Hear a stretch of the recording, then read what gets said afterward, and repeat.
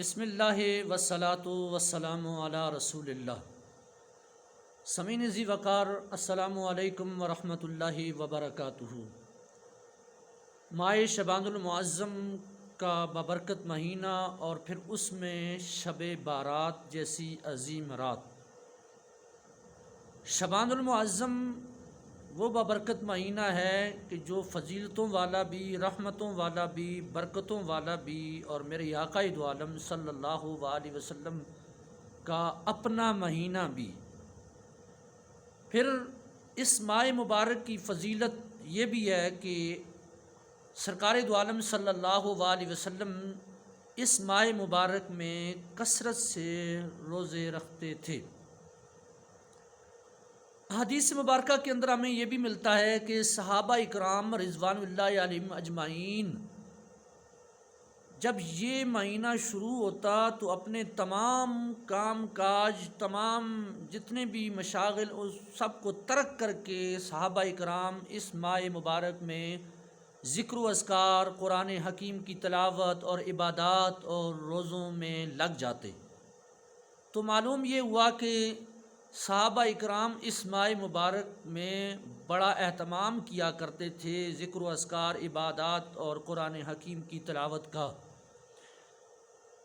پھر صحابہ اکرام رضوان اللہ علیہم اجمعین کا جو دوسرا عمل وہ تھا کہ وہ صحابہ اکرام جنہیں اللہ تعالیٰ نے جو ہے دولت سے نوازا تھا، صاحب استطاعت تھے، وہ اپنے حسب توفیق اپنے مال میں سے صدقہ و خیرات نکالتے، اپنے مال کی زکوٰۃ نکال کر غریب، جو مساکین، جو رشتہ داروں میں، جو قرابت والوں میں جو تھے، ان کی وہ مدد فرماتے، اور اس لیے کرتے کہ تاکہ آنے والا جو رمضان ہے اس میں وہ غریب مسکین بھی اپنے روزوں کی اچھے طریقے سے تیاری کر لے۔ معلوم یہ ہوا کہ اس ماہ مبارک کے مہینے میں صحابہ اکرام قرآن حکیم کی تلاوت بھی کیا کرتے تھے، ذکر و اذکار بھی کیا کرتے تھے۔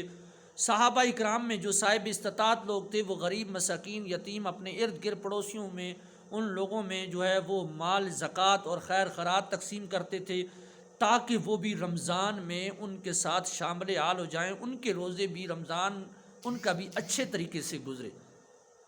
پھر اس کے ساتھ ساتھ جس وقت 15 شعبان جسے شب برات کہا جاتا ہے، انا انزلناہ فی لیلۃ مبارکۃ، اس رات کو ببرکت رات کہا گیا ہے، مبارک رات کہا گیا ہے۔